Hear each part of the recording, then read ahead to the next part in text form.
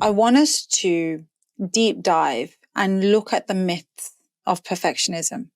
And I say that because often people will come in saying quite proudly, I'm a perfectionist, I'm a perfectionist.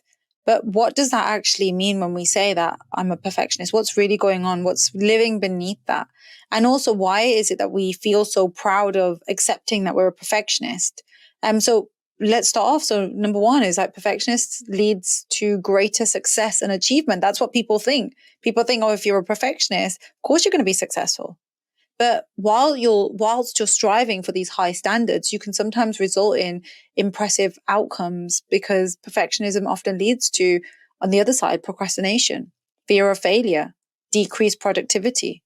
Because when we're so focused on these unrealistic expectations and this self-imposed pressure, it can hinder rather than enhancing our success because we're left in spaces where we feel so overwhelmed, so overworked, tired, exhausted. Number two, perfectionists are simply detail orientated. A lot of people will say that, like, oh, you're a perfectionist, you'll be good at this. But yeah, while attention to detail is a good thing because it's good to be thorough with your work, but it can also go beyond that as well, where you fixate on minor flaws or imperfections. And that can cause excessive stress and dissatisfaction, even when the task is completed at a high standard. It's going back to what standards do you have for yourself and how is that then showing up in everyday world? Because if you're feeling, oh, that wasn't good, someone might have said, okay, for example, let's go for a run. And you've gone for a run and you've stopped at 3K and you should have done 5K. That's what the goal was. And then in the end, you're thinking, oh, that wasn't good at all. I should have done this. I should have done this. And it's like, yeah, but you've done 3. But 3 is still a huge achievement if you haven't run in over a year. So that's a huge achievement. But being a perfectionist, you may say, nope, that's not good enough because you've got this excessive high standard. So nothing can leave you feeling quite satisfied unless it's done at that high standard. And another part of perfectionism is that it's a positive trait and it drives you to excel in anything that you're doing. So it may have a strong drive to excel you. It may have a strong drive to allow you to fuel yourself, to motivate yourself, to move forwards. But also we need to be mindful that do you also motivate yourself to move forwards from fear as well? The fear of failure, the fear of or the need for external validation. So are you doing the things that you're doing intentionally? Or are you doing them because you feel like if I don't do these things, what people are going to be thinking about me? I better just get on and do them. So it's important for us to understand what is or what are our decisions fueled from. Is it fueled from fear?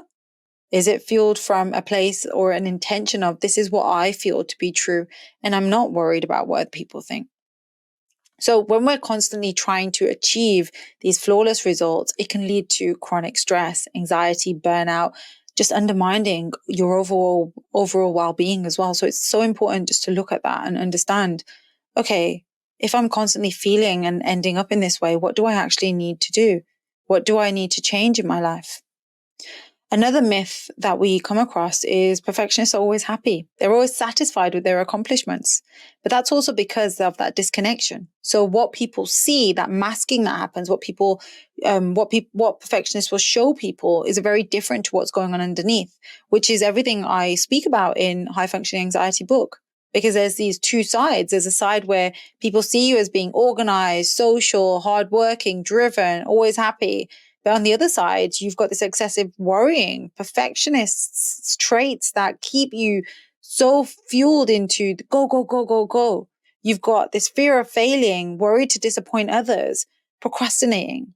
That can all have a knock-on effect on your physical well-being as well as your sleep. So all of these things, yeah, it may be great to be a perfectionist, but how much is it actually helping you in your everyday life? And not everyday life in achieving things. Because maybe once upon a time, this perfectionist way of being was the only way that you knew how to be. But there's other ways now. And this is where the investment in self is really important.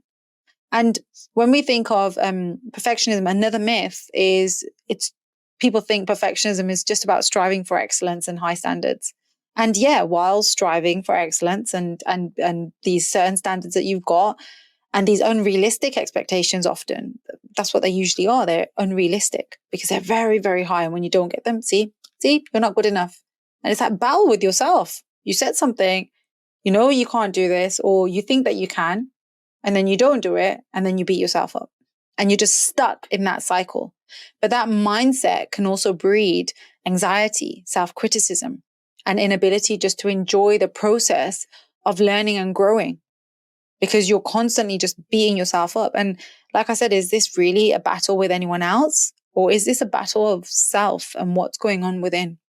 And you can keep yourself so focused on the external world, but there comes a point where it's like, I have to start working on myself now. I need to start focusing on what's going on within me. Another myth of perfectionism is that this people see it as, oh, but you can't change it. But no, you can change it because it's a learned behavior influenced by various factors, including your upbringing, the pressure around you, personal experiences, and with self-awareness, with support, with coping strategies, with reflection, with journaling, with all of these different things, you can challenge your perfectionist tendencies and learn to develop a different way of thinking and being, because you're no longer doing, you're learning to be and step into being. And being is you being in this present moment. And no matter what's going on around you, you can be okay with, okay, how am I going to respond to this, rather than reacting and being like having this cord connected with every little thing that goes on around you, because that leaves you feeling dysregulated. It leaves you feeling very stressed out, very exhausted. So these are things for us to look into. Another myth of perfectionists is that you need to be more organized, or actually perfectionists are more organized and efficient than other people. And whilst we may see that perfectionists appear organized and efficient on the surface, their perfectionist tendencies can lead to over planning, over analysis, and difficulty making decisions. You don't see those things. And that can then result in a lot of wasted time and energy, as well as increased stress and anxiety. And how much time do we spend in that space? So again, learning to understand how we regulate the stress here and what's going on, and just the self-awareness, the understanding, and then make the conscious changes to move forward. 3 key things that can really help. Another myth that we have is perfectionism is a sign of a strong willpower and determination. And is that the reason why we don't want to let go of it? Because it makes people see us in a certain way. Is that the reason why we look at it and think, oh, I want to be associated with that? Because there's this fixation on achieving flawless results, which often stem from underlying insecurities or fear of failure. So this constant striving for perfection, it can lead to self-doubt, burnout, and anxiety, stress, rather than demonstrating that strength of character that people do associate with it. So these 2 different parts are so important for us to look into, because although, yes, there's this one side, what's actually really going on? So another myth, that is the final myth I'm going to share here, is perfectionists are admired and respected by others for their perfectionist tendencies. And it's no wonder we get stuck, because we like to please others. We like the nice validation from others. So if then people see this as being, oh, they respect me because I'm hardworking, I'm like this, we're going to carry on doing these things, even though it's at the detriment to our well-being. So some people may admire perfectionists for their high standards. Others may find their behavior exhausting or a bit off-putting. Everyone's view is going to be different depending on their past experiences and the way that they view perfectionists, their attachments that they may have had with perfectionists. And it can also strain a lot of your relationships being a perfectionist, because you impose unrealistic expectations on not just yourself, but on others. And this is where it can lead to frustration and resentment in others, because they aren't doing the things in the way that you're doing things. But that's not to say that it's anything bad that's going on. It's you again becoming more aware of, okay, how or why am I resisting in this relationship? Or I feel like this when this person says X, Y, and Z in this relationship. What's really going on? So there's no more running away from yourself. Because as I said, the battle because that's what it feels like. It's like a battle between this part of you that's constantly, go over here, go and do this, go and do this, go and do this, versus the other side, which is exhausted and tired from all of this. So it's so important to look at both sides and learn to understand what's living underneath, but to integrate the two together, because both of them will work well together, but they don't know how to. And that's where self-compassion and self-trust comes in to help you move forward. And I wasn't just going to leave you with giving you the signs of perfectionism and how it impacts on our everyday life, or how it impacts on our mental health as well. But I want to make it clear that it can be unlearned or managed effectively with the right strategies and the right techniques. And some things or some approaches that you might find work really well is, number one, really look at your goals that you're setting and encourage yourself to set achievable and realistic goals rather than striving for this idea of perfection. So yeah, when you do write out your goals, when you do write out or think about the things that you want to do, take a second and pause and just ask yourself, is this really something that is realistic for me? And if, for example, you don't achieve it, I want you to sit with that. What does it bring up for you? What are these feelings that are coming up? Rather than thinking, and allowing this other side to become very self-critical, listen to, okay, I set this up for myself, but let me look at this as feedback, as research into myself. What stopped me from being able to reach this goal? Was it that I didn't have enough time? Was it that I'm still learning the balance of realistic and unrealistic goals? So helping you to break larger tasks into smaller, manageable steps can help this and reduce feelings of overwhelm, but also spending time to pause and reflect after can be very powerful. Another tool I will give you is challenge perfectionist beliefs. So help you to identify what these beliefs are that are keeping you stuck, keeping you trapped, because these are learned behaviors that we have learned over time to keep us in this space because it's given us something. Maybe it's allowed us to stay safe because people don't criticize us, people don't judge us.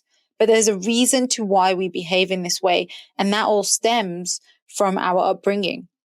And that's why it's so important for us to be able to go back to this and not blame or not to point fingers at anyone, but to understand, why did I show up as this, or why am I showing up? Where's this perfectionist archetype coming from? Why does it always want to be here?